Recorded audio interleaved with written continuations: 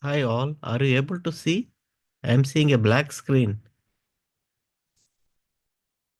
Yeah, black screen, yeah.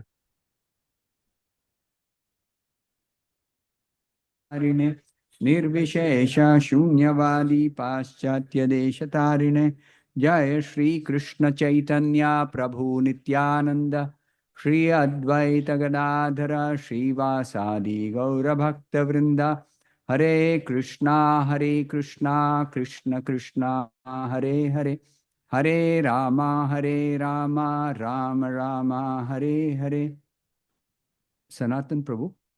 For those who are sitting on the floor, you can put a carpet in front so they can sit on a proper carpet. You can sit on the chairs. If they don't want to sit on the chairs, we can put a carpet here, small carpet. Bring one carpet. Doesn't matter. Of course, you want to have a backrest against the wall. Then that place is right. I understand that. It's a special privileged place because we require back support. Long time if we have to sit because we're not so much used to sitting on the floor. So if we sit on the floor, we require back support. So that is a very good support there against the wall. Make yourselves comfortable in any case, whether on the chair, on the floor, wherever you are. Those who are watching online, be comfortable so that you can nicely sit and hear. The idea is to not get distracted and hear nicely. Simply by hearing, you can learn, understand, appreciate, internalize, and ultimately realize Krishna. Simply by hearing attentively. Simply by hearing attentively. What did Parikshit do? 7 days. What did he do? He simply sat and heard. That's all he did. He didn't do anything else. Didn't do anything else. He just sat and heard. That's all. He went back to Godhead. 7 days and nights he sat and heard, went back to Godhead. But the quality of hearing was the best. So we practice hearing nicely. This is an opportunity for us to practice hearing nicely. And hearing nicely also, your attraction for Krishna increases. The more you hear about Krishna, the more you attentively you hear about Krishna, the more you develop attraction for Krishna. The more you get attracted to Krishna, you automatically lose attraction for all other material things. Automatic. No need for any special endeavor. No need for any other endeavor to develop detachment. Automatic. Detachment is automatic for devotees who are engaged in devotional service to develop attraction for Krishna. Automatic. Okay, I'll begin. Mukam karoti vachalam pangum langhayate girim yatkripatamahamam vande Shri Gurum Dinatarinam yatkripatamahamam vande Paramananda Madhavam yatkripatamahamam vande Shri Chaitanya Ishwaram Vancha kalpatarubhyascha kripa sindubhya evacha patitanam pavanebhyo vaishnavebhyo namo namaha. So Bhagavad Gita, the essence of Gita, I'll try to highlight the essence of Gita. Srila Prabhupada has stated in the Bhagavad Gita itself that the essence of Gita is available to us in the Gita itself in so many different places. Directly he says in the 11th chapter, 55th verse, the last verse of the 11th chapter. 11th chapter is a very special chapter. Tomorrow I'll speak about the 11th chapter in little detail. Now I'll just mention universal form. Krishna displays his universal form on the request of Arjuna. And that has got a lot of, learnings for us. what is the universal form, etc. But the last verse of that of the chapter on universal form, what Krishna says is the essence of the whole Bhagavad Gita. Prabhupada says so in the 11th chapter, 55th verse. All of you have got the Gita? Quickly open the Gita, those who have Bhagavad Gita, either in your mobile or iPad or even a physical copy, those who have, open 11.55, purport, the very first sentence. Can somebody quickly read the first sentence?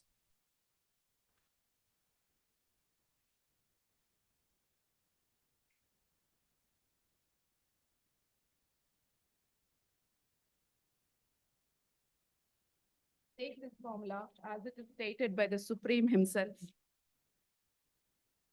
The next sentence. Therefore, this verse is considered to be the essence of Bhagavad Gita. There you are. So this verse, one verse, entire Bhagavad Gita essence is given, one verse. Okay.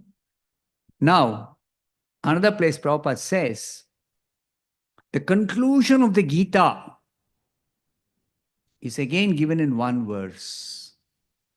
Which is that verse? All of you know. Huh? Sarva dharman parityajya mam ekam sharanam vraja. 18th chapter, 66th verse. But where is it said that that is the conclusion of the Gita? It's not in 18.66.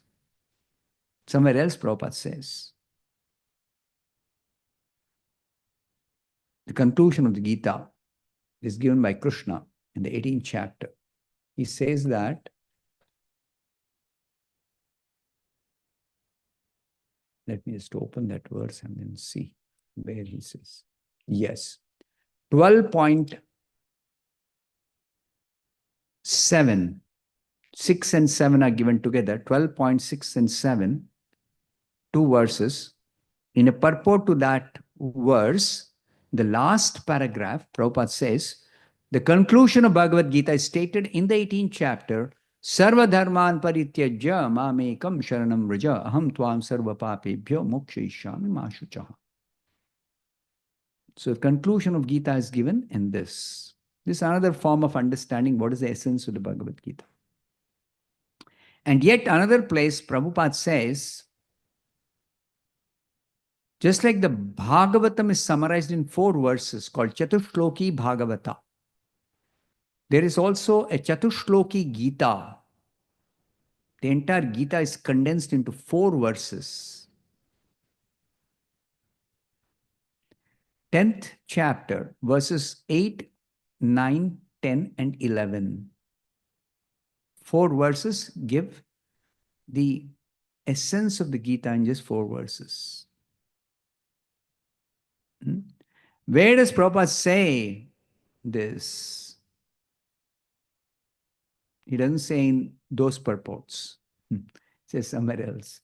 He says in the purport to 10.12. Again, 10.12 is 10.12 and 13, 2 verses. 10.12 and 13. In the 10.12 and 13 verses purport, single purport to 2 verses. The translation is given together, purport is also given together. So 10.12 and 13, if you open, you can see there, Prabhupada says, the 4 essential verses of the Gita. This is a term he uses in the purport.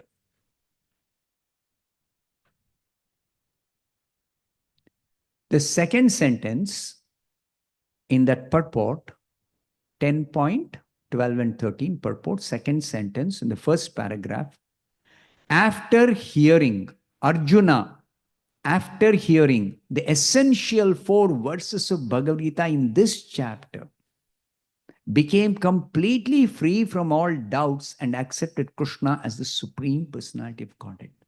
Exactly what we are trying to do. We all want to become free from all doubts and you want to accept Krishna as Supreme Personality of Godhead. So what's the way to do that? You simply have to study the 4 essential verses. 10.8, 9, 10, and 11. And you take Arjuna's conclusion, Param Brahma, Param Dhama, Pavitram, Paramam Bhavan, Purusham, Shashwatam, Divyam, Adidevam, Ajam Vibhum, and so on. It goes. So the 4 essential verses also give us the essence of the Gita. Essential verses gives us the essence of the Gita, 4 verses. Then Krishna also says, the purpose of the Gita is explained by Krishna in 1 verse. The purpose of the Gita. Yes, Mataji's already said that. 3rd chapter, 30th verse. Mai sarvani karmani sanyasya adhyatma chetasa. Those are the first 2 lines. Mataji, what are the next 2 lines? Nirashir nirmamo bhutva yuddhyasva vigata jwaraha. 3.30. So this verse, the first sentence of the purport, 3.30. This verse clearly indicates the purpose of the Bhagavad Gita. Purpose of the Gita is given.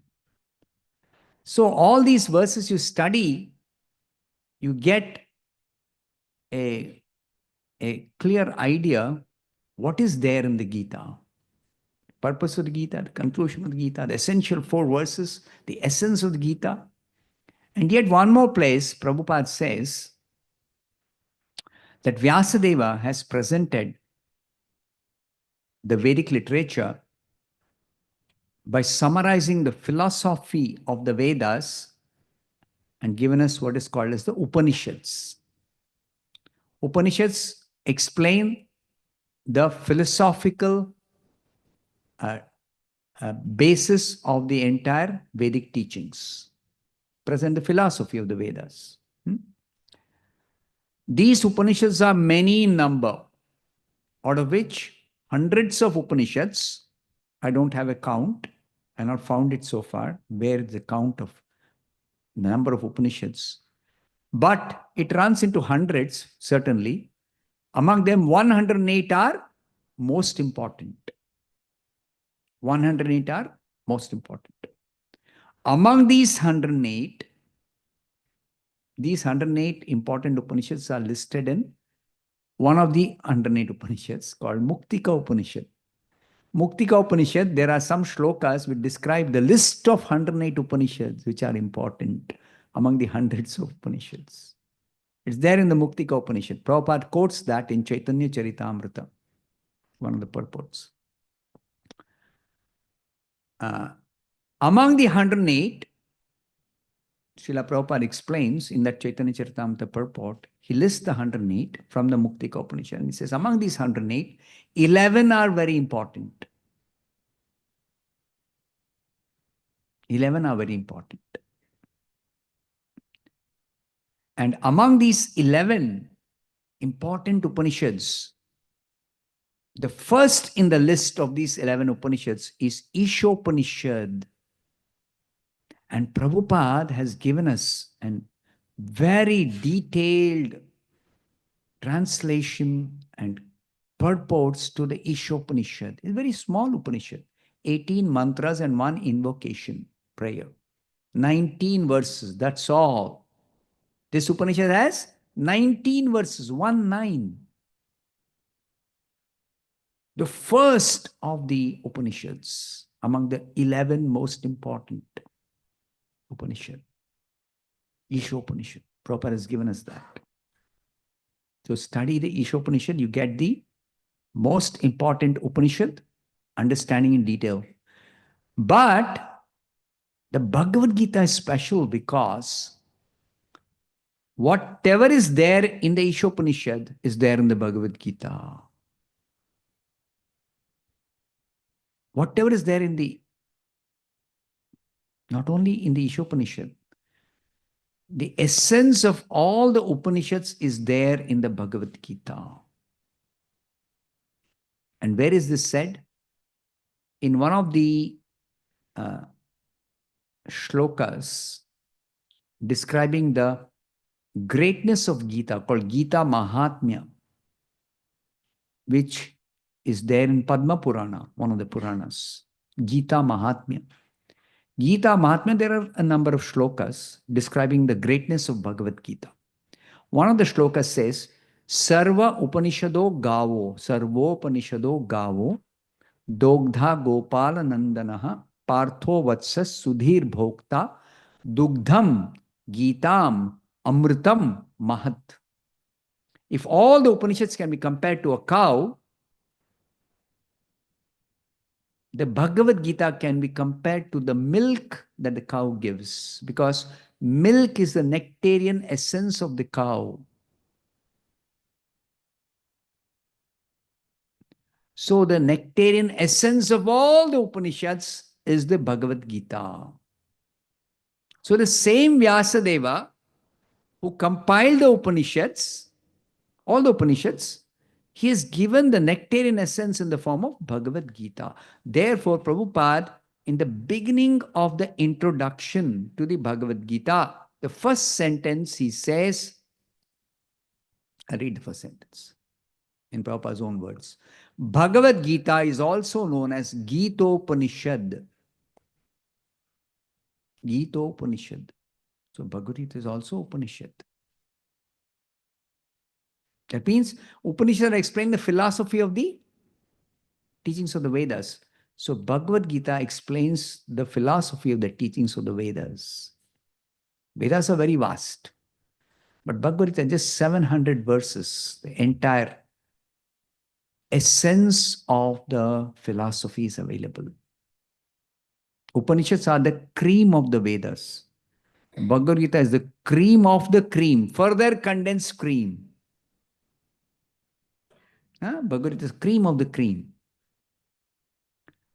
There is also a description of Bhagavad Gita not only as the cream of the Vedic wisdom, but also as the cream of the Vedic wisdom that I just mentioned.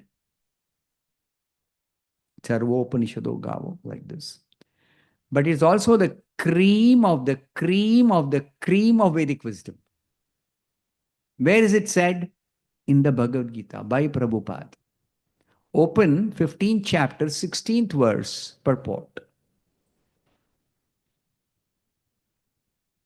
15th chapter, 16th verse, purport.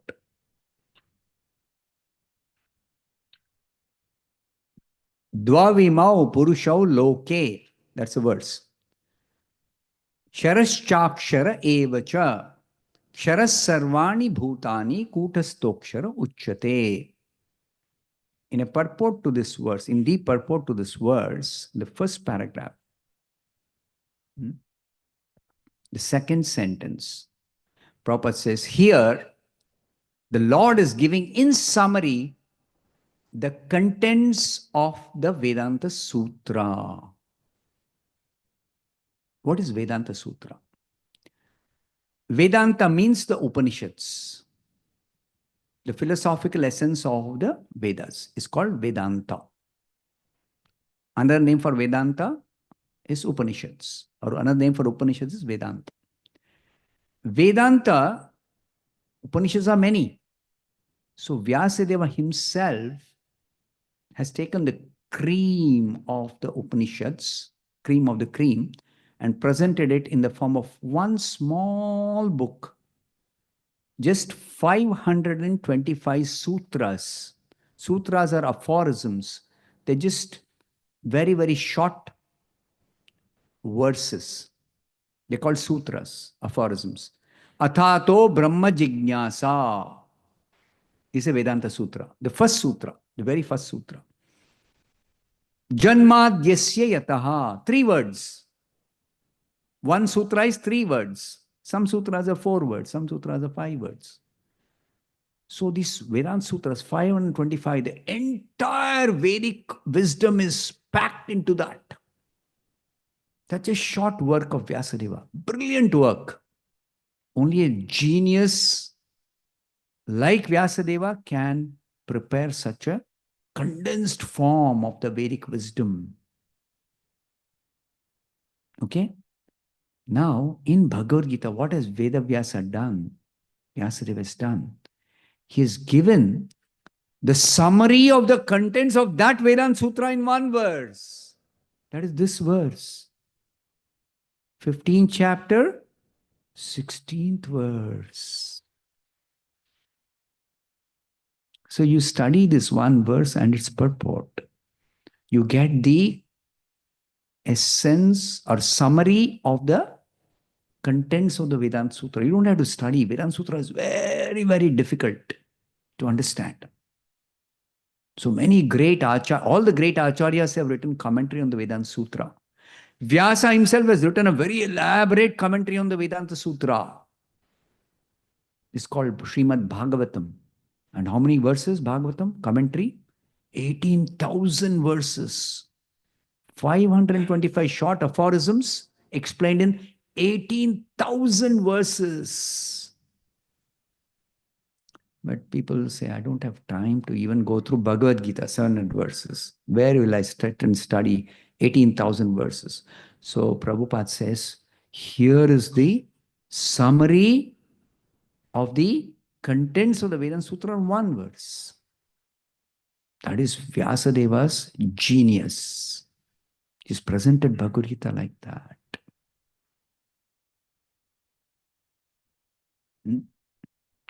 Then Prabhupada also says in the first chapter, first verse purport about Bhagavad Gita, he says something very significant. Somewhere in the middle of the purport, Prabhupada says, in the middle of the first paragraph of the purport, first chapter, first verse, purport, opening shloka of the Gita, the purport. One will find in the Bhagavad Gita all that is contained in other scriptures. But the reader will also find things which are not to be found anywhere else. That is the specific standard of the Gita. How important Bhagavad Gita is compared to all the scriptures. It's special about Gita. So now let me come to what I want to cover in these 3 sessions, today, tomorrow, and day after tomorrow, in 2 hours. I want to point out from the Bhagavad Gita the most essential things which are giving you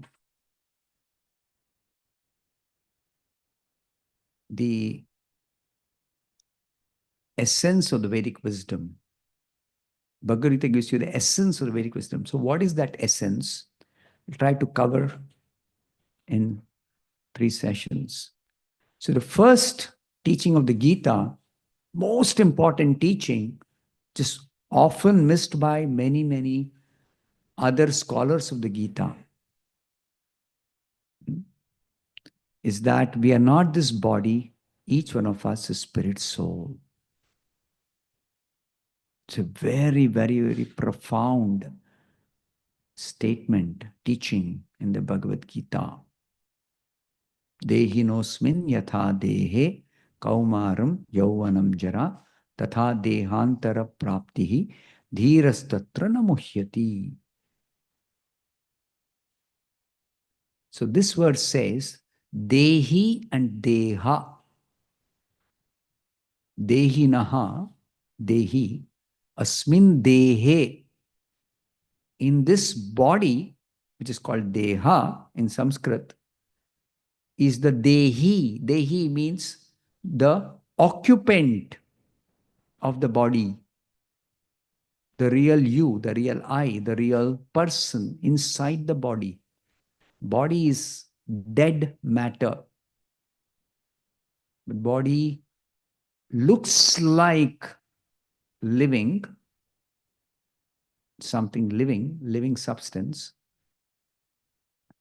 because of the presence of the spirit soul inside the body.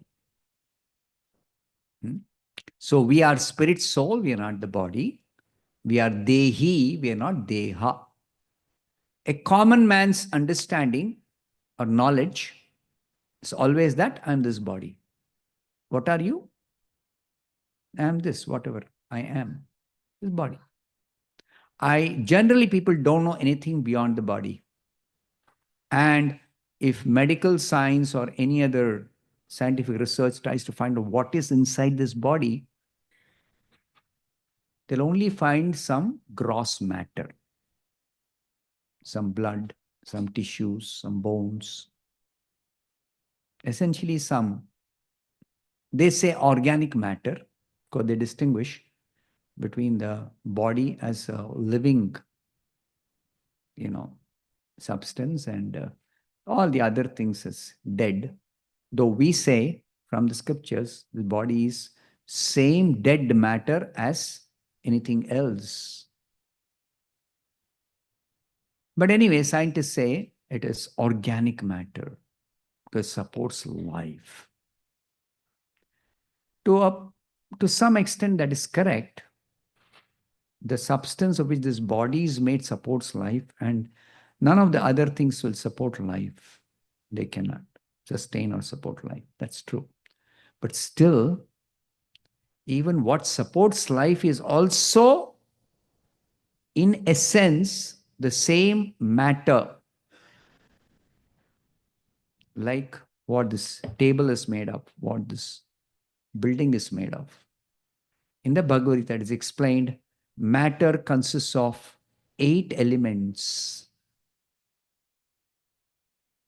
Generally, people know matter consists of 5 elements, Panchabhuta. People are little familiar with Vedic wisdom or Vedic knowledge. They know Panchabhuta, 5 elements: earth, water, fire, air, and sky. But Bhagavad Gita points out that is gross matter. Yes, gross matter in terms of 5 elements. But there is subtle matter, sukshma.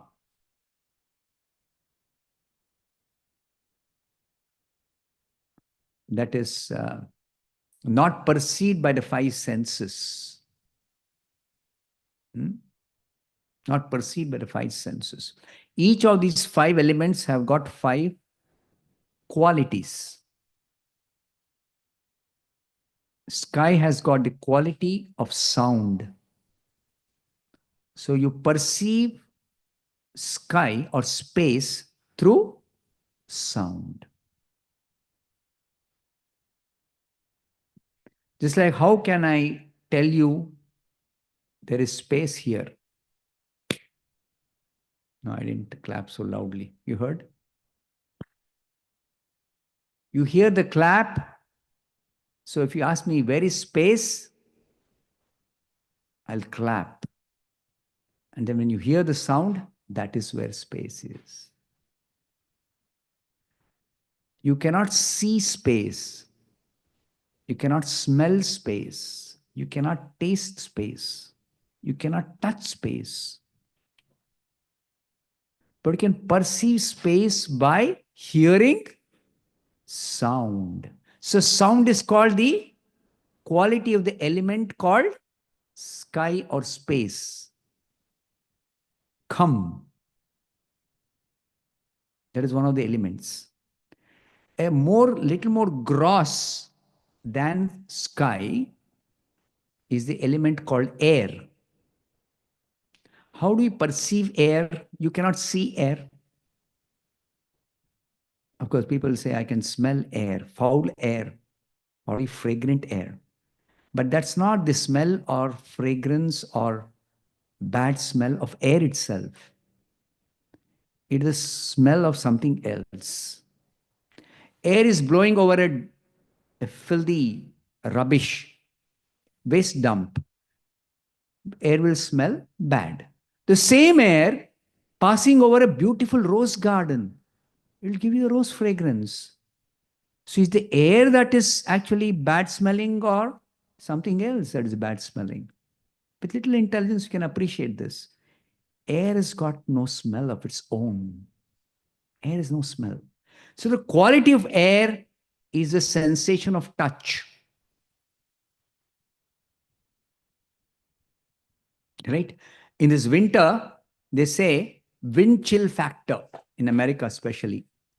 The actual temperature is, let's say, 11 degrees Fahrenheit. Oh, sorry, 11 degrees Celsius. It feels like it is 9 degrees because of chill wind that is blowing. So you experience that chill wind. So it feels colder than actually what the temperature is.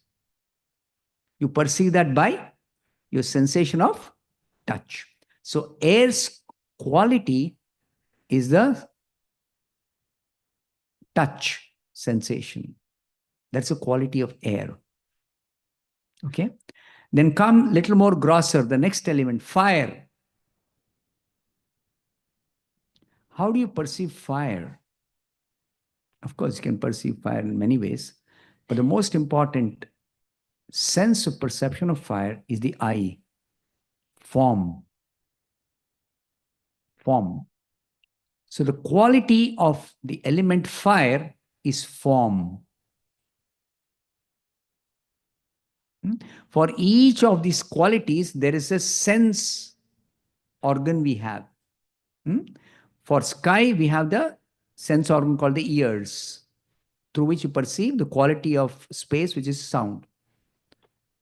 For the air element, we perceive that through its quality called sensation of touch, through our skin. For fire, we perceive fire as an element through its quality called form. All this is described where in the Bhagavad Gita? 13th chapter, 6th verse, it is described. It's also described in 7th chapter, 4th verse. Also it is described. So then the next element, water. Water has got a quality of taste.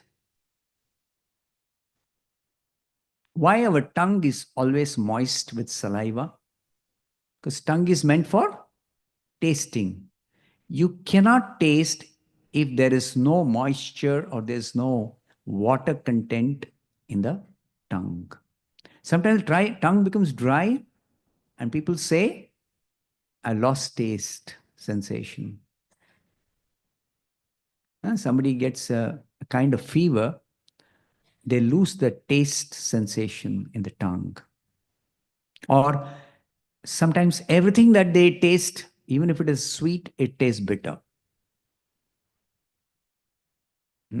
So that is because the medium for tasting is water. Water has got the quality of taste, and that the tongue is the instrument for tasting, the sense organ. Okay. Finally, the earth element, the grossest earth element, grossest among the 5 elements, gross elements. Earth has got the quality of smell. All fragrances are in the earth.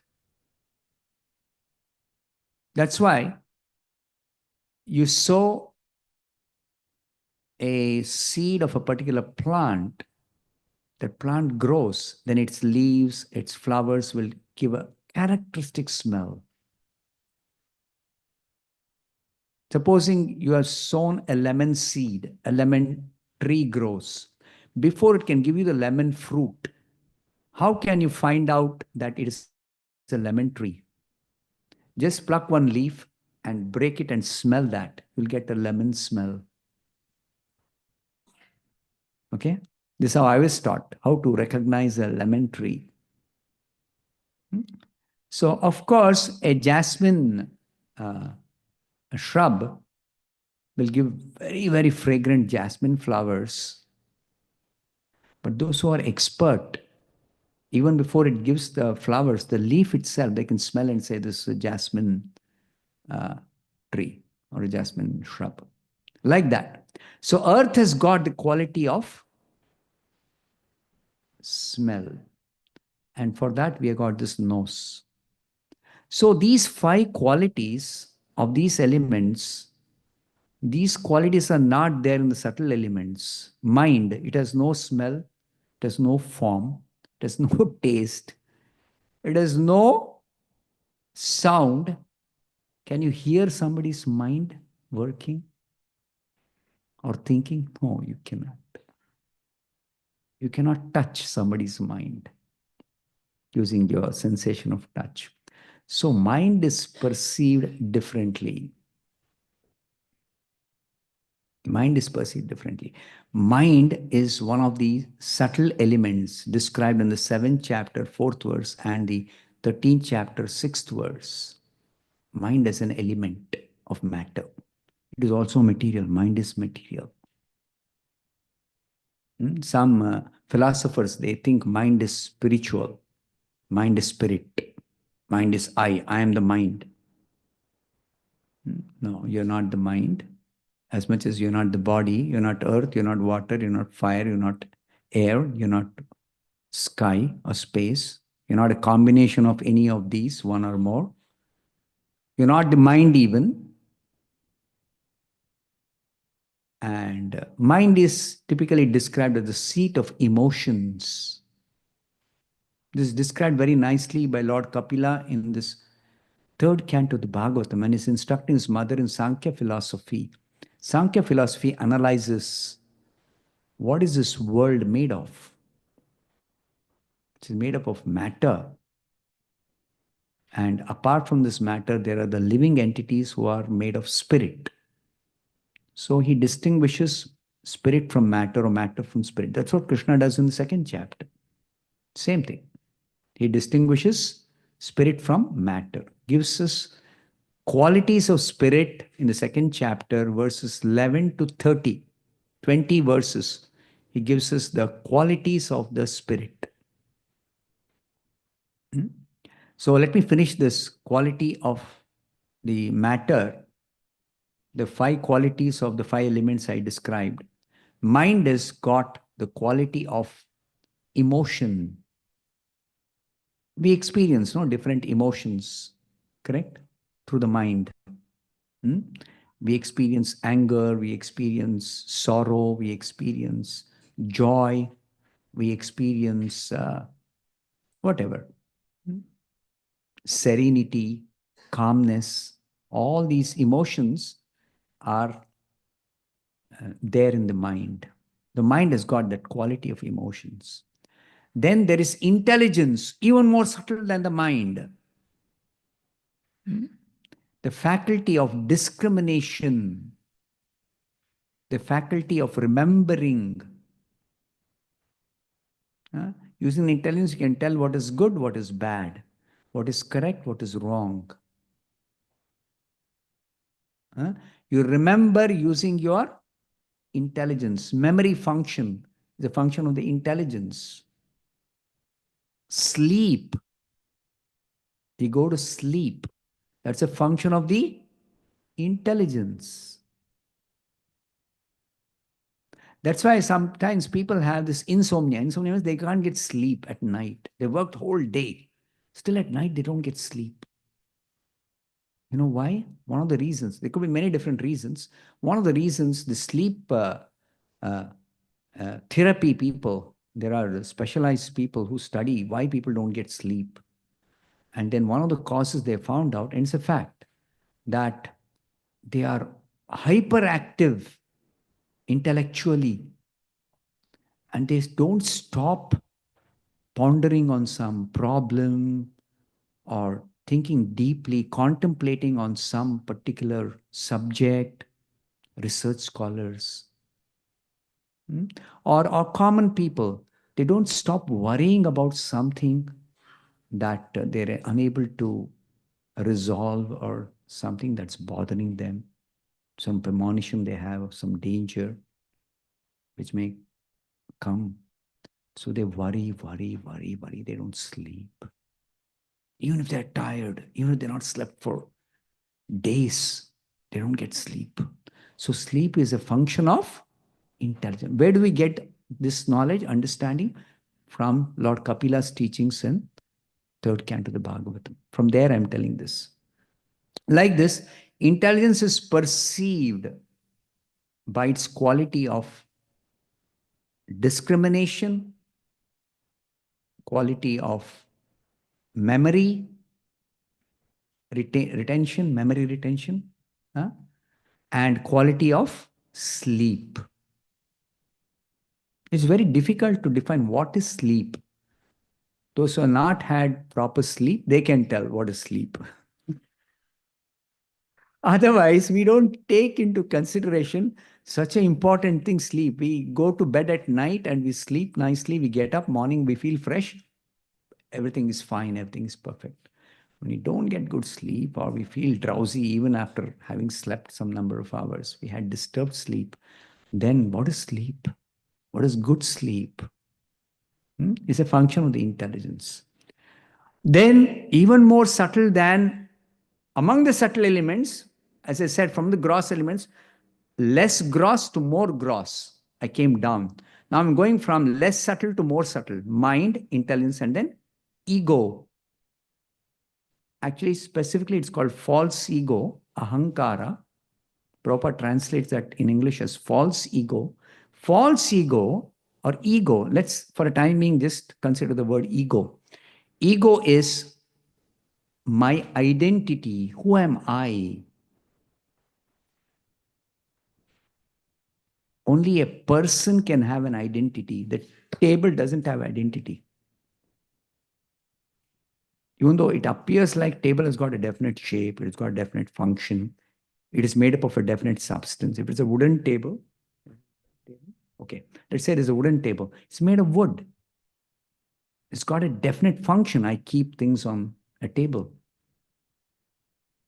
It's got a form. It's got definite form. Say square table, round table, wooden table. Correct? It's got a definite form. In spite of all this objective way of understanding what a table is, it doesn't have an identity. I can just call an expert carpenter. He separates the different parts of the table. Say, make one chair out of this. Say, yeah, I can do it. Table identity is lost.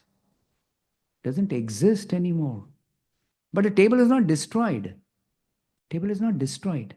Of course, when some object has been destroyed, burnt in the fire, its identity is lost. Understood.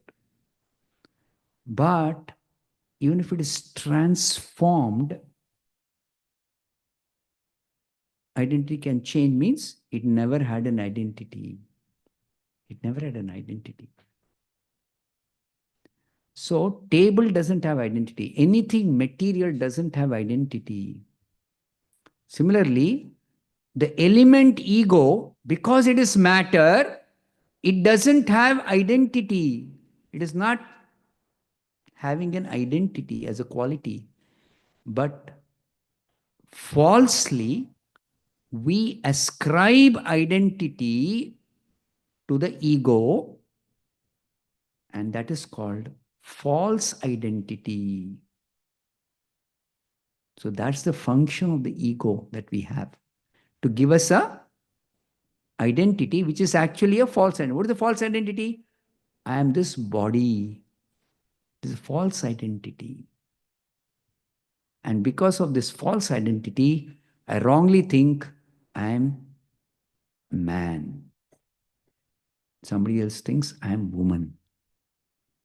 Some people think I'm American. Some people think I'm Indian.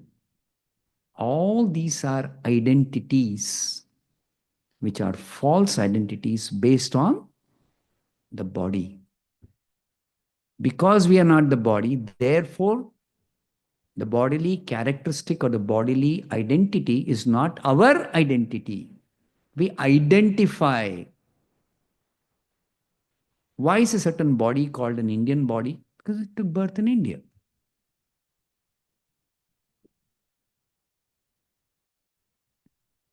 So it's not wrong to call somebody who's taken birth in India as an Indian. It's not wrong. But to think that I am Indian because I think I am the body, that is wrong. But I'm not the body. Therefore, I'm not Indian. You can say, I have a Indian body. But then again, that is also like this table. I can say it has got an identity of a table because It is having a function, doing the function of a table. It's got a shape of a table. It's got the substance of a table, everything. But then if it can be transformed, where is the identity? Somebody immigrates, very good example. Somebody immigrates to America, gets American citizenship, and they call themselves as what? I'm American. So what happened to the identity? The body is still there, no? Body is there? No. The body appears to be the same. It's not the same. Bhagavad Gita tells us the body is constantly changing. Every moment the body is changing. Matter has got this characteristic. 8th chapter. Adibhutam ksharo bhavaha.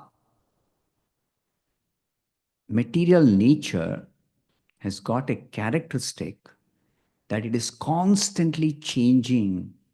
Therefore, it is not eternal. By its very nature, it's not eternal. But material nature as material energy is eternal. Because that energy belongs to the eternal Lord Krishna. Try to understand the difference. Material nature has got a quality of constantly changing. Kshara. Bhava means the quality. Adibhutam means material nature in the 8th chapter. So, Arjuna asked this question in the 8th chapter. Kim tad brahma, kim adhyatma, kim karma, purushottama, adibhutam cha kim proktam, adidaivam kimuchyate, adiyajnam katham kotra, dehesmin madhusudana. 2 verses, Arjuna asks 8 questions of Krishna. Such a wonderful presentation Vyasadeva has done. Genius. 8 questions, 8 answers. But the 8th answer, Krishna elaborates in the rest of the 8th chapter. Arjuna asks 8 questions in 2 verses. Krishna gives 8 answers in 2 verses. Exactly, Arjuna asked briefly, Krishna gave the answer briefly. But Krishna tells, let me explain in detail the 8th answer. And that is the substance of the chapter, attaining the supreme. Okay, that's another subject. Now my subject is that material nature is constantly changing. Therefore, material nature is not eternal. But material nature consists of material energy. That energy is eternal. So energy is manifest as material nature, sometimes unmanifest. Just like this body, it is manifest when a child takes birth from the mother's womb. In the mother's womb, the body is prepared and the body is developed.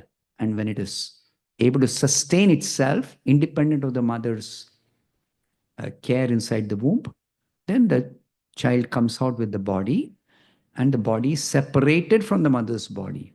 They cut off the umbilical cord. Mothers know this. Fathers who have attended childbirth also will know. But from the Shastras, we know everything without having to necessarily see or go through. So it is said in the scriptures, the umbilical cord is cut off when the child is born, and then the child sustains by itself without the support from the mother, direct support. So that body, okay, it has been created, but it is going to not last forever. We know the body is going to perish. At the time of death, it is going to be destroyed. But what is this destruction actually? Elements were combined in the mother's body to form that body, and those elements get separated. So creation is combination of these elements. Material creation is combination of the material elements. And destruction is separation of the material elements. So what do we do with a dead body? We say dead body when the spirit has left the body. Then we either bury or burn or leave it to the vultures, feed the vultures. Different religious faiths, they do different things. Okay. In any case, what happens when the body is burnt or buried or eaten by the vultures? It goes back, the elements go back to the reservoir. Earth goes back to earth, water goes back to water, fire goes back to fire, element. What happened in the mother's womb is some little of these elements were taken from the mother's womb, the digested food in the mother's womb. A portion of the digested food goes to form the different parts of the mother's body. In every body, it happens. The mother's body, when the child is conceived, some portion of the digested food is also going to form the child's body. Not only the mother's body, but also the child's body is being developed. So digested food consists of the organic matter that the scientists say body is made of. Is essentially a combination, a favorable combination of earth element, water element, fire element, air element, and space element. In this body, all those five elements are there. Everything solid, tissues and bones, they are earth element. There is water in this body, fluids, all secretions are water element. Water is water element, what you know as water, but there are other substances, also water element. All liquids, fluids are water element. So there is water element, there is fire element, there's a fire of digestion. We digest the food that we eat, Vaishwanara. That's also described in Bhagavad Gita, 15th chapter. In 14th verse. Aham Vaishwanaro Bhutva Praninam Deham Ashrita. Anyway, so there is fire. There's also every body, at least the warm-blooded creatures, they have a temperature which is being maintained inside the body. When the temperature goes up, we say the person has got fever. So the temperature is maintained means there is fire in the body. There's fire in the body. The fire element is there. Then there is air element, air circulation, what is called as pranavayu. It's called life air. Prabhupada translates pranavayu as life air. Life air. That life air is circulating in this body and keeping the body in a working condition. 7:30, half an hour more. No, we started 6:30, no? 1 hour is only over. 1 hour more. Okay. So this air element is also there in the body. And also we breathe. Scientists say we breathe in carbon oxygen and we breathe out carbon dioxide. Anyway, that's not the analysis of Ayurveda and Vedic scriptures. But anyway, we breathe in air and we breathe out. Exhale and inhale. Inhale and exhale. So that's also the air element inside the body. Okay. Then there is space. Because of space only, it's possible for air movement. Without space, can the air flow? No. No possibility. So there is space inside the body. And that space also is there in the form of specific tubes. Just like blood flows in the body and supplies the essential nutrients for all the cells, various cells of the body. Food digested, converted to blood. Nutrients are absorbed by the blood, and that blood is circulated. And blood also supplies the nutrition to the cells, picks up the waste matter from the cells. And the waste is separated from the blood in the kidney, large intestine, so many things. Anyway, medical science studies all that. So this blood which is circulating has got arteries and veins, that space. That space. We call it artery. Or for water circulation in this room, there are pipes. But what is pipe? It's providing space for water to flow. So space is also there in the body. So these 5 elements are making up this gross body. But we got a subtle body, Sukshma Sharira. That's also a body, another type of body. That only the Bhagavad Gita explains that's another type of subtle body. Manas Buddhi Ahankara. Manas Buddhi Ahankara. Manas is that the subtle body doesn't have a shape, doesn't have a form. I told you, the quality of mind is not form or shape or smell or anything like that. It's got the quality of emotions, feelings, thoughts. These are the qualities of the mind. Intelligence qualities, as I told you. Now, coming to the ego, I was describing the ego as having a quality of giving a identity. But anyway, that it's called false identity or false ego, that's a different subject matter, but ego means identity. So quality of ego is the quality of identity. We identify ourselves as Indian, male, or intelligent, or a nice person, not such a nice person, etc., etc. All this we ascribe to a person based on the ego, based on the ego. So that's the identity. Now, we are none of these. We are not earth, we are not water, we are not fire, we are not air, we are not space, we are not mind, we are not intelligence, we are not the ego. What are we? We are spirit soul. What is spirit? And the qualities of the spirit are described in the 2nd chapter of the Bhagavad Gita. What does Krishna say? Most importantly, that we are not the body, we are spirit soul. And the spirit soul's qualities are best summarized in 3 verses. Beginning with 20th verse of the 2nd chapter, there's some qualities mentioned. Then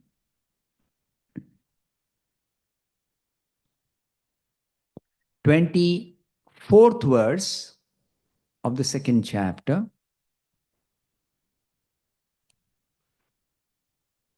and 25th verse. 20, 24, 25. 3 verses, Krishna summarizes the wonderful qualities of spirit, of ourself. Wonderful qualities like the soul does not die, spirit does not die. So death applies only to the body, and that also to the gross body. It doesn't apply to the subtle body also. It doesn't apply to subtle body. So all these wonderful descriptions are there in the Bhagavad Gita. Not directly in the verses always. Sometimes we have to read Prabhupada's purports. And even after reading, sometimes we have difficulty understanding. So you have to hear from Prabhupada and those who repeat Prabhupada's words or explain the same thing in simple, understandable words. So then you can actually learn, you can understand. And what is the need for this learning or understanding? Because to understand who you are, unless you know who you are, you cannot be happy. You cannot be satisfied. You cannot have any meaning in your life. You cannot have an aim in life unless you know who you are. And the crisis facing the modern civilization is people do not know who they are. That's the biggest crisis in modern society. And this has been a problem for human beings throughout civilization, even in ancient times. But in ancient times, they recognized that I do not know who I am and I have to find out. It's very important. Just like Prabhupada says, If somebody goes to work in an organization or a factory, can a person just go and say, I'll work? Now, what work will you do? Whatever am I good at, whatever I like to do, let me do that. Will there not be chaos in a factory or organization? Everybody does whatever they like to do, whatever they can do, whatever they want to do. And what are we doing after coming to this world? We never care to find out who we are. How do we fit in into the scheme of things that is arranged or organized by the Creator? Who organizes in the factory? Who will do what? A top person, a managing director, the helm of affairs. Right? Order flows down all the way through to the lowest level worker who does the very, very basic things. Then only the factory can actually meaningfully exist and produce something useful. Otherwise, everybody does whatever they like, whatever they think is good, whatever they think is good for them to do, only there's going to be chaos. That's why the world is in chaos. Not because it's the way it is created by God. Who's created this world? Not we. We don't create. Krishna has created this world. He says in the Bhagavad Gita. And he is created with a certain purpose. He's created in a certain way. And if we come to this world, if at all we want to work, do anything, you should find out. Somebody joins a factory, then they're going very specifically, they're told what they're supposed to do. Correct? Then only they can work in a factory, no? Or organization, a properly organized setup, nice setup. Similarly, this world is very nicely set up for everyone to do something. Huh? So that is, the scriptures are telling, Bhagavad Gita is telling us who we are, and once we know who we are, then automatically, just like we say somebody is in a factory, he's a production manager. If we say he's a production manager, it automatically defines what he does in the factory. Correct? So if we say we are spirit soul, or we understand from the Bhagavad Gita we are spirit soul, we are not the body, then we got a spiritual activity, spiritual work, or spiritual function. Can you imagine a civilization which doesn't know, majority of the people in this present civilization don't know they're the spirit soul, they think they're the body, and they're working sincerely, very hard. They're getting special training. They have so many achievements to their credit. But ultimately, end of the day, end of their life, they're totally confused. What is the goal of life? They don't know what is the aim of life. They don't know what to do.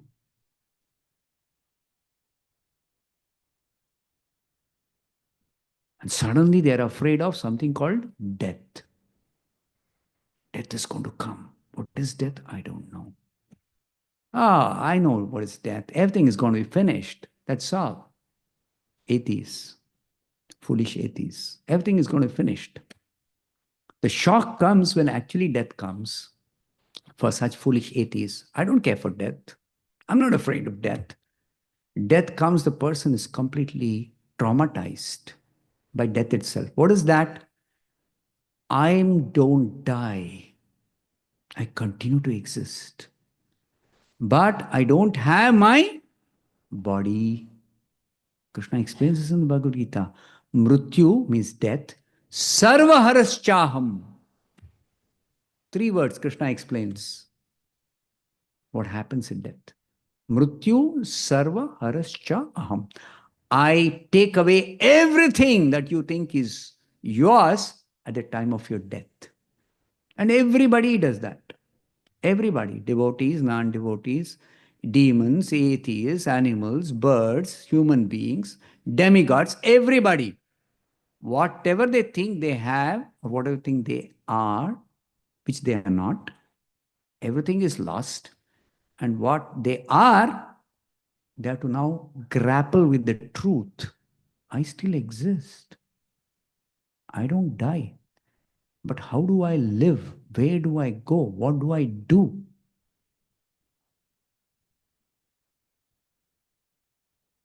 What do I do? Just like an employee is working very nicely in the factory or an organization. Some crazy companies do this. They just fired from the job just because one reason could be we closed down the IBM mainframe division, because mainframes are no longer being sold, they're no longer relevant. There are smart personal computers or mini computers which have come, which are cheaper and can work much faster and do, much more calculations and are more efficient. So we closed down the mainframe division. This happens, no, in this country. It happens everywhere nowadays. So all those employees without job, what do they do?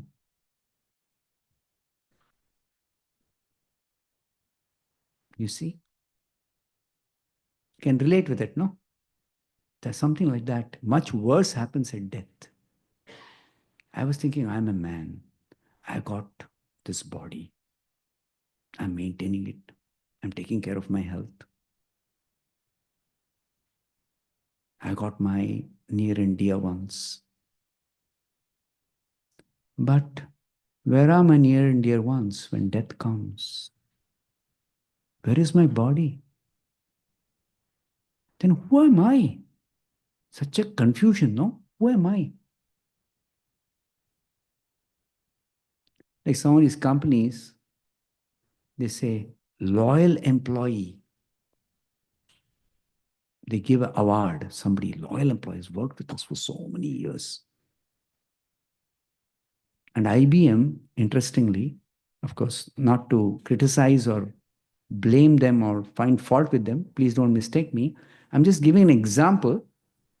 Just to give an example, IBM's founders, they had a very good philosophy, a principle that our greatest asset is not our wealth, is not our machines, is not our technology. They are our people, our employees.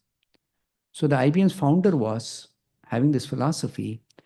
If we have got an employee whom we have trained and doing very nicely, very loyal, working very nicely, and we close down a division because the product is no longer viable to be manufactured, we will not fire the employee. We'll retrain the employee in something else, whatever the employee can do. And we will absorb them in some other division. So, very noble thought. I thought that was really great. I had so much appreciation for the founders. But the same company, 10 years after I quit working for this projects, I was working on an IBM project from one of the companies, Infosys. Anyway, so when I quit this Infosys and joined as a devotee, 10 years later, I read a news item. IBM fires so many employees because the whole division closed down. Why don't you absorb them in some other? That was this thing, no? Because the new technology doesn't require as many employees as there were in that old technology division. People have been replaced by machines. That is the initial beginning. Now people are replaced by robots. I'm not criticizing. Please don't mistake me. I'm just giving an example. Same thing happens to us, no, when death comes. I'm expert. I'm very loving and caring father. But that loving and caring father, is it the body which is loving and caring father? That's finished. Is the spirit soul? Yes. The spirit soul is the real person, the loving, caring father. But how do you love and care for your loved ones as spirit soul? I don't even know what is the spirit. What am I? What is remaining? I don't know. So what a shame, no? I don't know who I am, and I'm thinking I'm a father. But if you know, I'm spirit soul, I am the loving and caring father, not this body. Just like if I ask, ये सब्जी बहुत अच्छा cut किया है, किसने cut किया ये सब्जी को? Somebody says, oh, knife was used, a very nice knife was used, very sharp and very beautiful knife was used for cut. किसने कट किया सब्जी को? नाइफ ने कट किया. ये पागल है क्या? नाइफ कट करता है. अरे, I am not asking the instrument, I am asking the person who used the instrument for cutting the sabji nicely. His skill is more important than the knife. Very easy to understand. Same way, the spirit soul inside the body is the real loving, caring father who will never die, who has got the real heart for loving and caring, and nothing to do with this physical heart, nothing to do with the blood vessels and all that, and that machine, nothing to do with the machine. Machine is just an instrument. Okay? So that you learn from the Bhagavad Gita. You know you're the spirit soul. You know I don't die. But my role as a father, in terms of this body function, it's limited and temporary. So what do? I can take care of my child for some number of years. But when I'm not able to take care, who will take care of my child? To whom do I entrust this care? Generally, people say, I'll entrust it to some surviving relatives or whatever, family members. But they are also not able to take care beyond a certain, their lifetime. Correct? So can you entrust it to somebody who's eternally able to take care? That is Krishna. That is why you should become Krishna conscious. Take shelter of Krishna. And you should also entrust the care of your near and dear ones who really you love. With your heart and soul, you love them. Entrust them also to Krishna. That is what Bhagavad Gita is all about. So now you understand what is the meaning of Krishna consciousness, bhakti. Krishna elaborately explains in the Bhagavad Gita, bhakti. So then only there is meaning to life, then only you understand who you are, then only you're able to actually not only understand but also live, apply this knowledge in real life. People say, what is the use of chanting Hare Krishna? Khana milega? Chant karne se. Will you get some food? You people go and beg for food. You chant Hare Krishna whole day, beg for some food. Hey, work, man. Don't simply sit and chant. Do some work. Earn some money. Honest livelihood. Like me. Don't be a bum in the society. Parasite in the society. These devotees of Hare Krishna. Sometimes, people, materialistic people, they think like that. They accuse us like that. But what they don't recognize is they may work hard and produce some nuts and bolts, but nobody can eat those nuts and bolts. Okay, practically speaking, I'm not going to eat the nuts and bolts. I'm going to sell those nuts and bolts and get some money. That money I can utilize. Money can purchase food, okay. If food is grown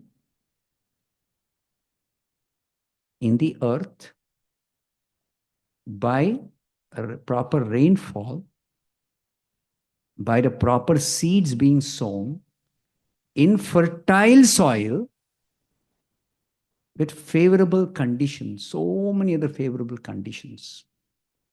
Before we harvest the crop, Like what happened in Los Angeles, forest fire. Forest fire doesn't destroy the crops. There is no unseasonal rain just before harvest. Heavy downpour. It once happened in Tamil Nadu. I was there in Chennai. The crops are destroyed, completely destroyed. All the hard labor, whatever they thought, bounty harvest, finished. It's gone. Or some pest attack. In Vrindavan, they have these different seasons, different challenges they face. You know, summer is extreme heat, winter is extreme cold. There is one season where they have this locusts coming, attack of locusts. They come in huge swarms. An army of them come and attack. And if any crops are there, Krishna forbid, they attack the crops, they'll finish off all the crops. Entire hundreds of acres of crop which is nicely grown, like Punjab is the green revolution has taken place. They grow so much of crops, no? Nice basmati rice and nice wheat and all that they grow. But just before harvest, these locusts come and can finish off all the crops. Finished, over. So what is our position? So that is also explained in the Bhagavad Gita. Annad bhavanti bhutani, all living beings subsist on food grains. Parjanyad anna sambhavaha, you get food grains by proper rains. Yajnad bhavati parjanyo, proper rainfall, favorable rains are produced by performing sacrifice. And that is the subject matter of the whole third chapter. Work should be done as sacrifice to Vishnu. Then automatically you get all your necessities. Automatically means Krishna will provide all the necessities through arrangement, higher arrangement. And you can understand who you are. You can live a happy life. And you can attain eternal happiness and eternal satisfaction by going back to Godhead. This is the third chapter of the Bhagavad Gita. Karma Yoga. What is explained in the Bhagavad Gita is Karma Yoga is never what generally people explain or understand what is Karma Yoga in the Bhagavad Gita. So many people talk of Karma Yoga outside of ISKCON, outside of Krishna consciousness. So many other organizations and other books, other scholars, other philosophers, they talk about Karma Yoga. They explain Karma Yoga. But nobody tells you Karma Yoga means work should be done as sacrifice to Vishnu. Otherwise, work will be the cause of material bondage, and subsequently we simply have to continue repetition of birth and death, and consequently we don't make a solution to our fundamental problems of life.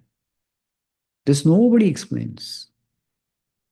Nobody explains. Only Prabhupada explains. Only Acharyas in the Parampara explain. Only they know this. Nobody else knows this. It's there in the Gita. Directly it is there. I quoted the verse. Yajnat bhavati parjanyo yajna karma samudbhavaha. So like this, from the Bhagavad Gita, this knowledge, the starting point, the first teaching, we are spirit, soul, we are not the body, the characteristics of the spirit. And then, okay, I know what are the qualities of the spirit. They're wonderful. I don't have death. But then the question arises, what happens at death? What happens to me? Nothing happens to you. In the sense, you are not destroyed. The body is destroyed. Then how do I live? How do I survive? What do I do? Where will I go? What is my existence? So that is explained. Tatha dehantara praptihi in the beginning of the Bhagavad Gita. The very verse which says you are not body, you are spirit, soul. Krishna says, just like you're changing body from childhood to youth to old age, Similarly, tatha, yatha, tatha, similarly, you change your body at death. Change of body? What is this change of body? Dhirastatra namuhyati, the last part of the shloka, the same shloka. So much Krishna packs into one verse, the Bhagavad Gita. He says, one who said dhira, dhira means a devotee, a realized soul, a realized person, self-realized person, is not bewildered, is not traumatized by this change of body at death. So we are chanting Hare Krishna, we are practicing bhakti yoga, by which we'll understand and realize we are the spirit soul. We also realize we are part and parcel of Krishna. We belong to Krishna. Krishna is our topmost well-wisher, is our maintainer, he is our loving father, supreme father, everything. We understand that, we realize that, and we prepare to enter that eternal life. If you're lucky and fortunate, you can do so before death comes. To be prepared for facing death, simply changing the body, instead of changing like others to another material body, you change your existence to a spiritual body. And the beautiful thing about the spiritual body is, the spiritual body is you, the spirit soul. That means, as spirit, you have a spiritual body, a spiritual form. Your spiritual senses, your spiritual mind. Not you have, you are. See, this body, it is fabricated. Different parts of the body are assembled together in the mother's womb. Okay? Some eyes, some ears, some organ called nose, stomach, heart. Spiritual body doesn't have parts like that. You can identify heart has got this function, it's got this characteristic. No. Spiritual body is a beautiful form, the form of the devotees in the spiritual world. Some of these paintings, you see Krishna and Balaram's form. That's a spiritual form of Krishna and Balaram. It's covered, beautiful young coward boys playing with the other coward boys have also got their own spiritual form. That's the spirit soul. That's a spiritual form. There are hands, there are legs, but these hands and legs are not different parts. There's no joint there. Ball socket joint. Keep it in order. You do this exercise. No need for any exercise. There's no ball and socket joint. There's no bones. There's no blood. I'm serious. Then how does the spiritual body work? There's no need for spiritual body to work, sir. Because there's no work necessary. Why? Spiritual world, Krishna has got one spiritual energy, potency called Yoga Maya. Yoga Maya is not just energy, it's a person. And Yoga Maya provides everything for Krishna and his devotees, whatever they want.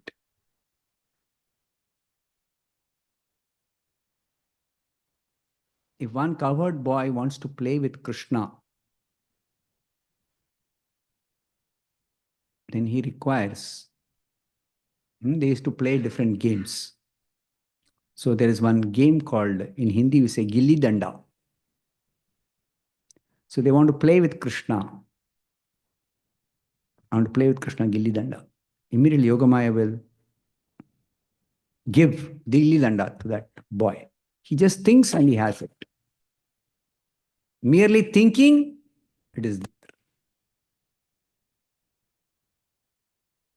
This is reality, huh? This is reality. What I'm saying is not some concocted story, some fairy tale. It's reality. Okay?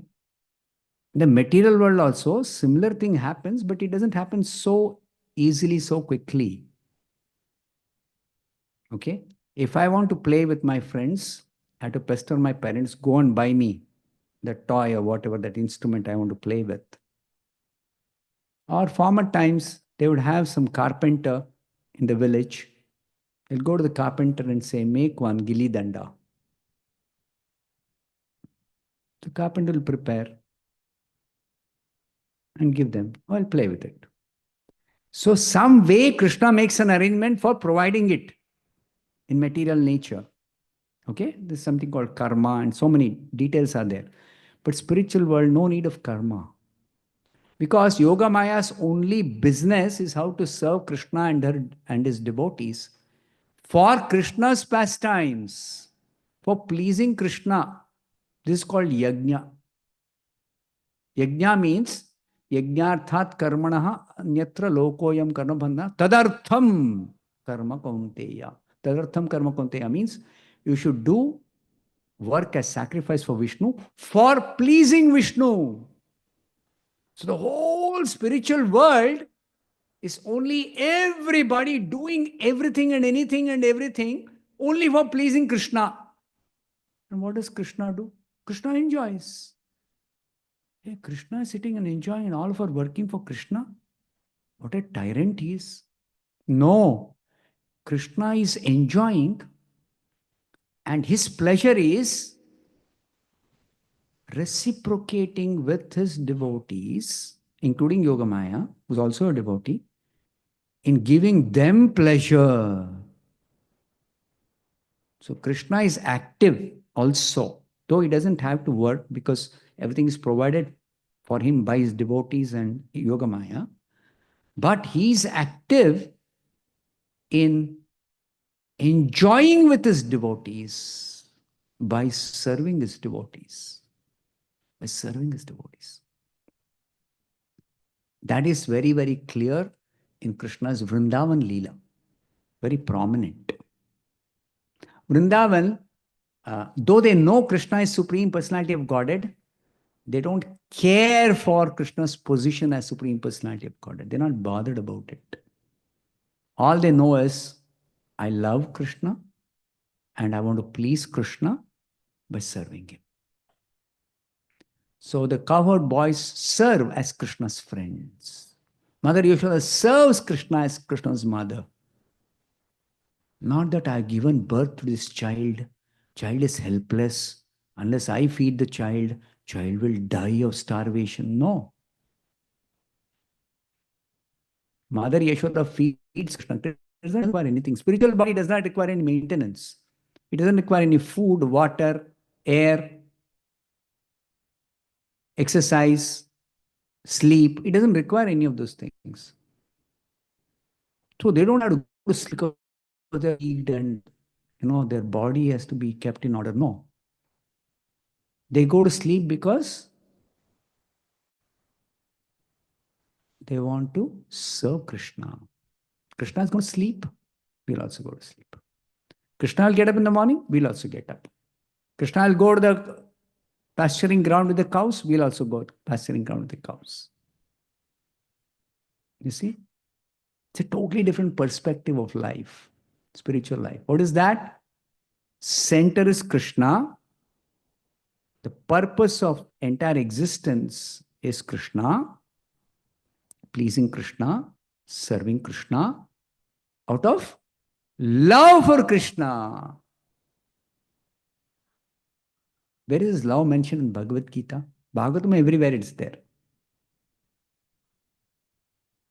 Krishna says in the Bhagavad Gita, Tyaktva deham punarjanmanaiti mameti. In the 4th chapter, 9th verse. Janma karma chame divyam evam yo veti tatvataha tyaktva deham punarjanmanaiti mameti. So Arjuna. So one who understands, learns, realizes this transcendental nature of my birth and activities does not take birth again in this material world. Punarjanma naiti. Mameti instead comes back to me. And going back to Krishna means Mam upetya, having come back to me, Krishna says in the 8th chapter, Punarjanma dukkhalayam ashashvatam napnuvanti. So same thing is told in the fourth verse. He repeats that in the 8th chapter, in one of the verses, that he says, Punarjanma naiti, that he has told in the fourth verse. But he says, where Punarjanma naiti? Dukkhalayam ashashvatam napnuvanti. He never takes birth again in this material world, which is characterized by always being a place of miseries, dukkhalayam. Himalaya. Himalaya means a place filled with hima, filled with, overflowing with hima, snow. So Himalaya means snow-capped mountains, correct? Himalaya. So similarly, dukkhalaya means a place filled with dukkha, miseries. But people come to America thinking America is full of so many wonderful pleasures. What a big illusion, no? Krishna is telling even the heavenly planets where the standard of enjoyment is millions of times better than America or any place on the earth, even that is a place condemned for death, destruction, condemned. Right?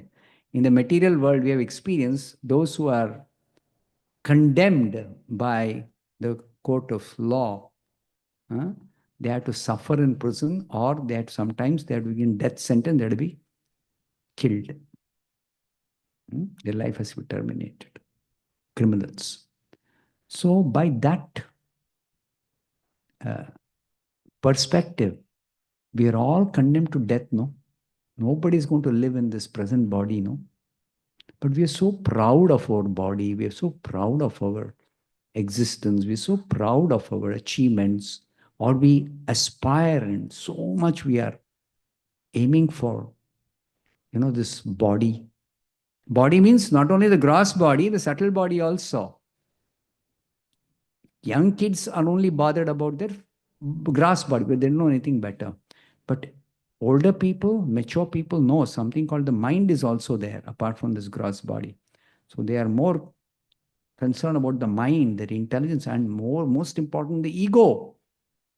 So they want to decorate and provide and stuff the mind, intelligence, ego, knowledge, and nice thoughts, nice feelings, nice emotions, nice relationships. I'm a nice person. I want to give back to society. One person came, I'm retiring tomorrow, Swamiji. So what do you plan to do after retirement? I want to give back to society. What are you going to give back to society? You don't have to give back anything. Krishna is providing everybody everything that they require. You don't have to. What do you have to give? What do you have to give? No, I have worked in IT for so many years. Now I've decided I'm going to teach in this colleges. So many IT institutions are there, offering these IT courses. Those colleges, many of them, they don't find experts who can teach certain subjects. I've specialized in one subject. I'll go and teach. Free of charge, I'll teach.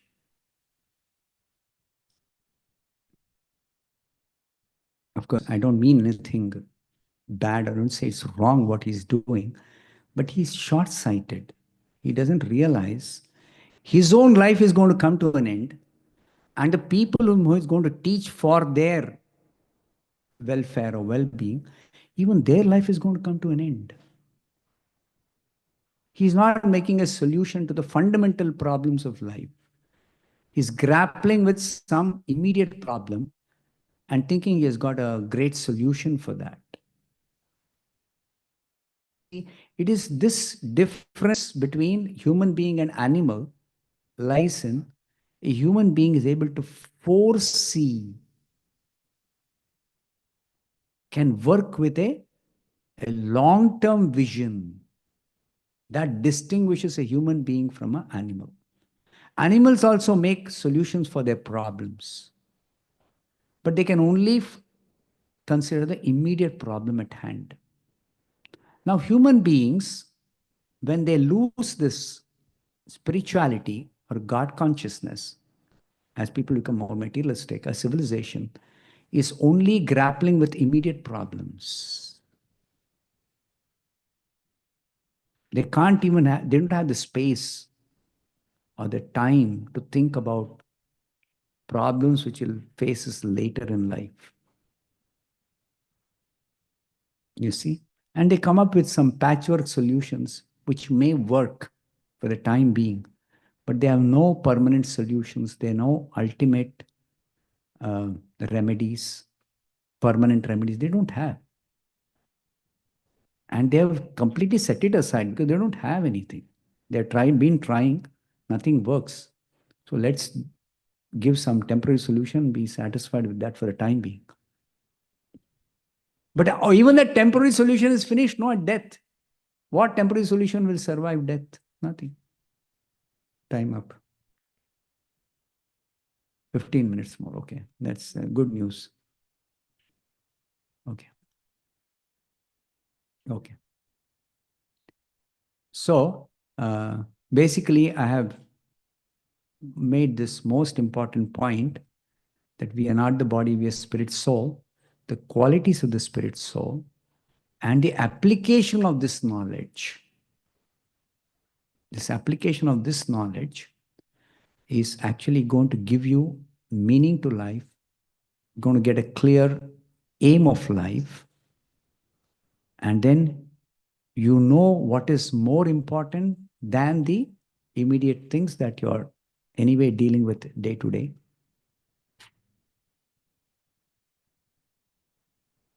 Problems or whatever. So that reason why you should seriously study the Gita. You seriously study the Gita. After studying, try to understand properly from the Acharya, from Prabhupada. And then apply that in your actual, real daily life. Apply it not only for yourself, even for your near and dear ones. And even a broader perspective, help others apply in their own lives in the society. Preach Krishna consciousness. Help others also, not be selfish. So there is a lot to do, and it's very exciting. And mind you, that behind all this is Krishna sitting right within your heart, waiting for you to embark on this spiritual adventure. Krishna is waiting patiently. We'll continue waiting till you embark on it. He'll keep waiting. He'll never give up.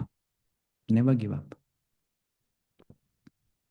So Krishna is waiting to start this adventure, begin this adventure by committing yourself to study the Gita systematically, little by little, and then take all possible help from all possible quarters. I'm here to answer some questions, but more importantly, you can form study groups and discuss in the group.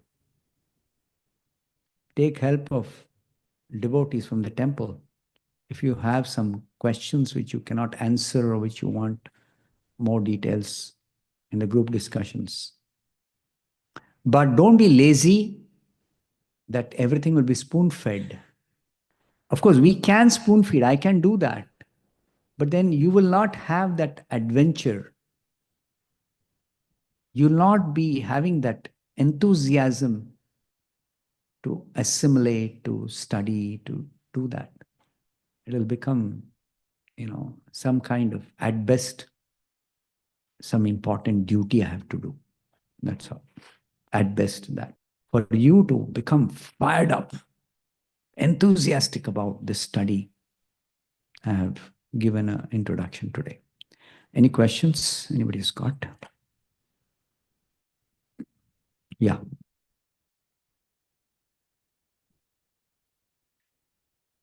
Maharaj, Wait a minute. Let us see. Online, somebody has got a question. Nobody has. Okay. Okay. You can ask the question. Maharaj, in the Bhagavad Gita, as it is in the beginning, Baldev Vidyabhushanji's reference is given that Govinda Bhashya, who presented the Govinda Bhashya, Baldev Vidyabhushan, in Vedanta philosophy.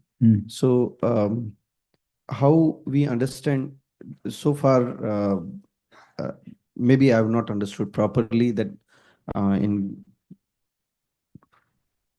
the whole Bhagavad Gita is how is related to Govinda Bhashya Okay. of Vedanta Sutra. In the Vedanta Sutra, one of our previous acharyas, Baldev Vidyabhushan, whose name is mentioned in the Parampara list, he has written a commentary to the Vedanta Sutra.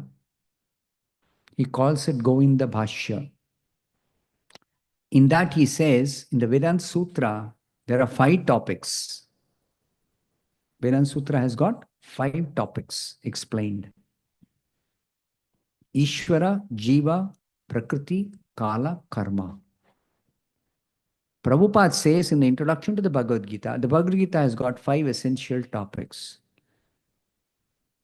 Ishvara, Jiva, Prakriti, Kala, Karma. You can open the introduction and read that.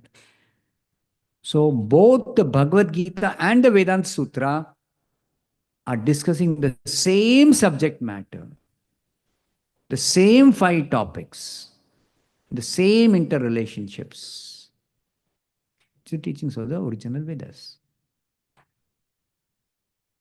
That's the connection.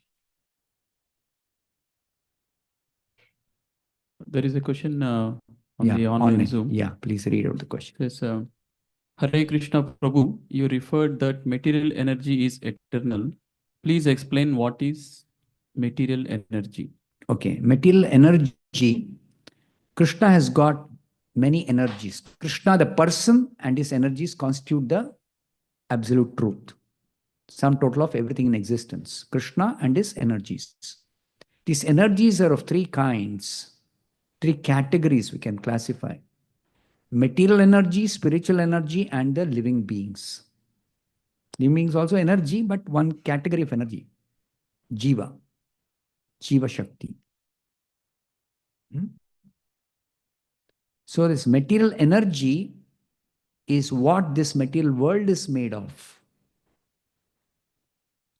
So when you say the material world is created, it is the material energy is transformed from the unmanifest state to the manifest state. Energy is transformed. Just like wood is there, a carpenter takes the wood and works on the wood and prepares a table or a chair or a piece of furniture.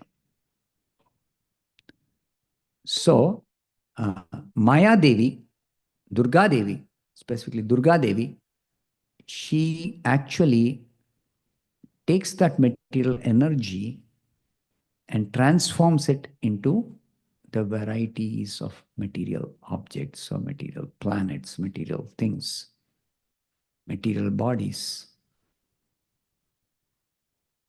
That's called creation. And destruction is this whole material nature, what we say material nature, consisting of the bodies and the objects, material objects, is destroyed, means it is returned to the elements. And the elements are returned to its original source, the unmanifest state of material energy itself, called pradhana. Before the creation began, what was there? Material energy was there. In what state was material energy existing? It's called pradhana. Simply energy is there, that's all. It's like, to describe accurately, it's like a cloud in the spiritual sky. Cloud in the spiritual sky. Spiritual sky is where the spiritual world is, that spiritual space. And there's always activity. Everything is eternal there. There's no destruction, there's no creation, there's no maintenance. There are no material elements. There's no destruction, there is no deterioration, nothing. Whereas material energy is simply lying in a dormant state, inactive state, as a cloud in the sky. That cloud-like matter, it's not even matter, it is just a cloud. Vishnu enters. Vishnu means one who enters. One of the meanings of the word Vishnu. Why is Vishnu called Vishnu? Because his name means he enters. He enters, first of all, the cloud-like, inactive material energy. And after entering there, he actually perspires. And from his perspiration, there is a huge quantity of water that is generated. That's called causal ocean, Karana Jala, Karana Samudra. And he lies down on that water called the causal ocean on a serpentine bed. That is another form of Vishnu called Ananta Sesha. He lies down and then he goes into what is called as Yoga Nidra. Yoga Nidra is a pleasure sleep. Pleasure sleep. Like sometimes a very rich man, afternoon he wants to just relax. So he'll go to sleep, but he does not sleep actually.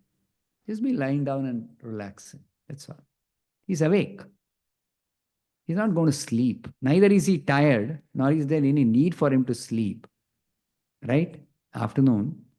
He doesn't do any hard work, no. He just has to make 1 or 2 phone calls at the most, if at all he has to do that. Otherwise, his managers will take care of everything. A well-organized factory or a business. Okay. So he goes for a pleasure sleep. Like that, Vishnu has nothing to do because his energies are working. But for his pleasure, for the pleasure of his devotees, he performs his pastimes. One of his pastimes is creation. So how does he create? He enters the inactive material energy. He generates this causal ocean and he lies down and he goes to sleep.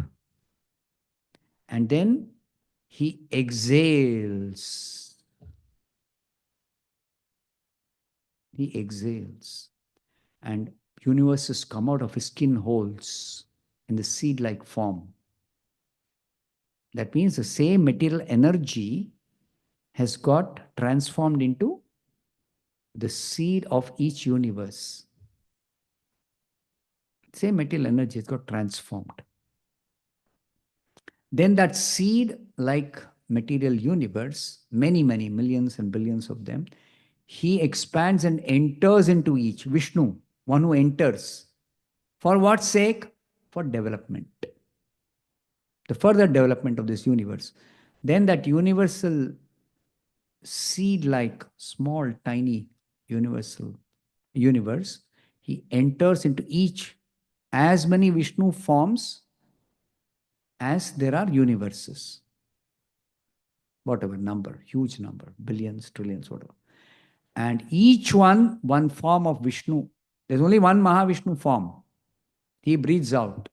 But so many universes come out, as many universes, those many second Vishnu form. He is the famous Padmanabha Vishnu. If you have been to Trivandrum in India, there's a temple of Padmanabha. Ananta Padmanabha, because it's lying on Ananta Sesha. Padmanabha because Nabha means from his navel one lotus flower comes out. That's the beginning of the creation with Brahma taking birth on the lotus flower that comes out of the second Vishnu. He lies down on an ocean called Garbha Ocean.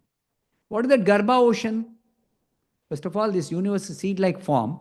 After he enters, the universe expands, becomes a huge, gigantic, empty shell.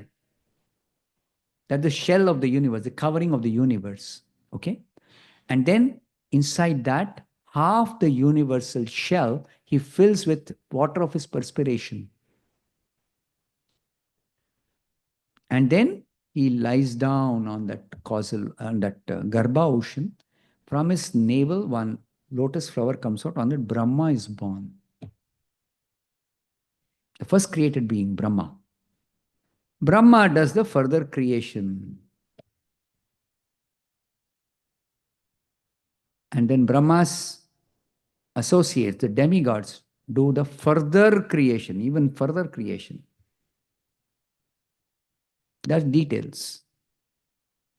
So this creation is the same material energy transformed into the universes, the planets in the universe. On the planets, the variety of mountains and rivers and mines and metals and all that is there underneath, below the earth, everything. And even the bodies of the living entities, Brahma's body. Brahma is spirit soul. Spirit soul, there's no death. So where is Brahma before the creation took place, before Brahma was created, so to speak, by Vishnu, second Vishnu? Brahma was lying in that cloud-like material energy in a ignorant state. We say sushupti avastha, ignorant state. I'm conscious being, but my consciousness is not manifest. Like a child in the mother's womb, first 7 months of the child, it's in a state, conscious state, consciousness state called sushupti, ignorant state. When we go to sleep at night, we change our state of consciousness from, time is running out. Okay, last point. From wakeful state, we change to dreaming state. So then when we change our state of consciousness, not by choice, it is by force of higher personalities. So when we change our state from wakeful state to sleeping state, a dreaming state, then that change of state makes us unaware of the external world we are living in, the world around us. We forget that and we enter a dream world. And that is as real as the external world. It's another world we enter, where everything is subtle. So we enter that world with our subtle body. Gross body is lying on the bed, wherever a person is sleeping. And gross body is just there, that's all. Breathing, of course. Breathing and all the internal functions are going on. The body is working.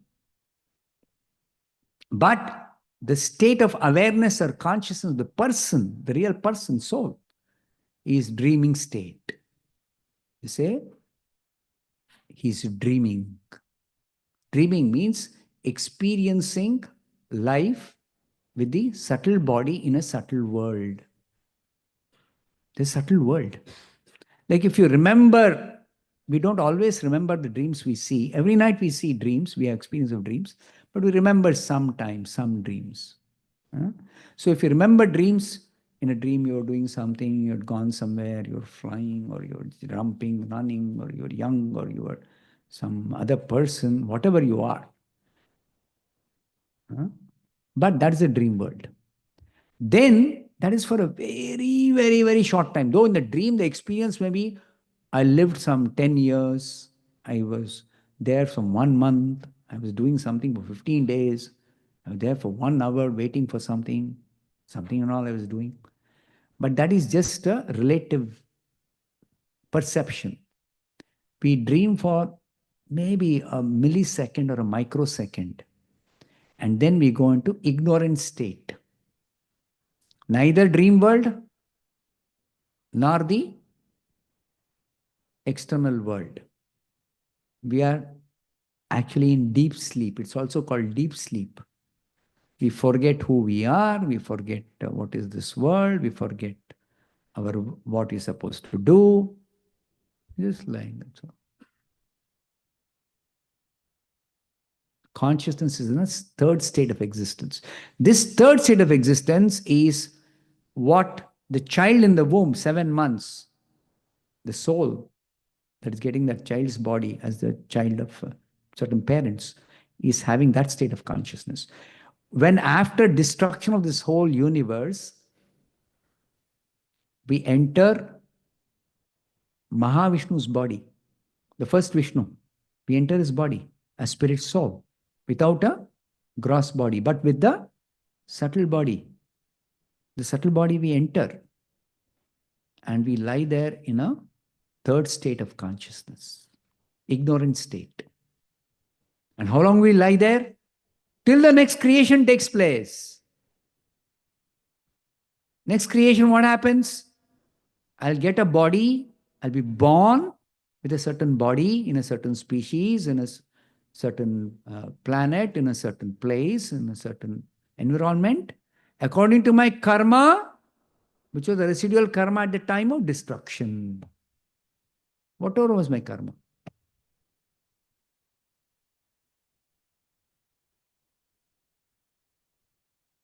So Mahavishnu does facilitate all this. Then second Vishnu facilitates the birth of Brahma. Second Vishnu also is the Virat Purusha, another form of second form of Vishnu, Padmanabha, is Virat Purusha. He is the form of this universe. And he creates the diversity. He creates the planets. He creates the diversity in each planet. He creates the living places for all the varieties of living entities who are going to take birth by creation of Brahma. But what does Brahma create? He creates the Prajapatis. Prajapatis, what do they create? The first of each of the species. Like these scientists have this problem, no? Whether the chicken came first or the egg came first. Because chicken lays, it comes from an egg, and chicken grows up and lays the egg as a hen. So hen came first or the egg came first? What came first? We don't have any problem. Neither the hen nor the egg came first. It is Vishnu was always existing, who always is the beginning, the creation. And then Brahma is empowered to create the Prajapatis.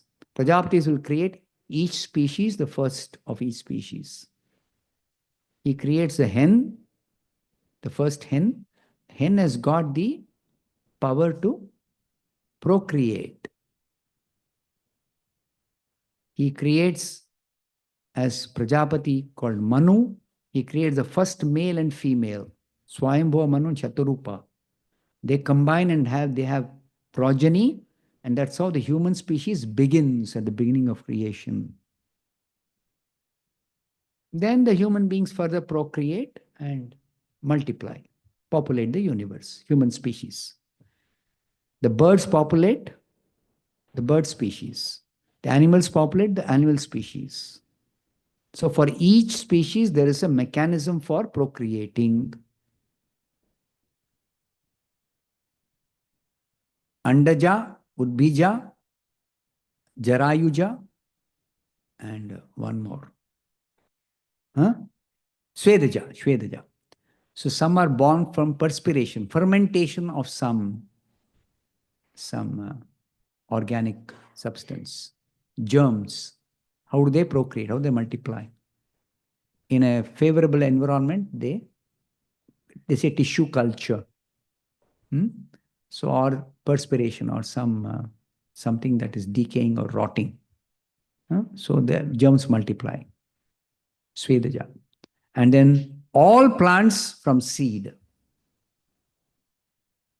Then birds, reptiles from eggs.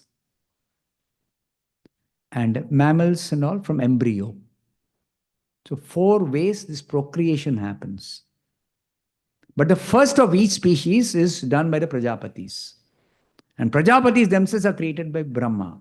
And Brahma is created by Vishnu. Who creates Vishnu? Vishnu is neither created nor destroyed nor any beginning or end. He is always existing as Vishnu. Okay, so we'll close now. Thank you very much. Hare Krishna. Tomorrow we're meeting at 6 o'clock. Today we met at 6:30, no? 6 o'clock tomorrow. Okay, Hare Krishna. Thank you. Srila Prabhupada ki jai, Srimad Bhagavad Gita ki jai.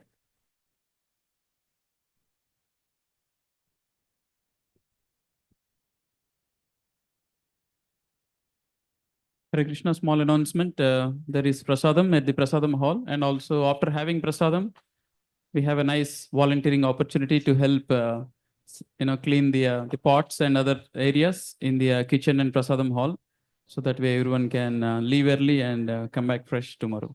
Hare Krishna. So those who would like to volunteer, please have prasadam first, and then see one of the volunteers. We will help you. Hare Krishna.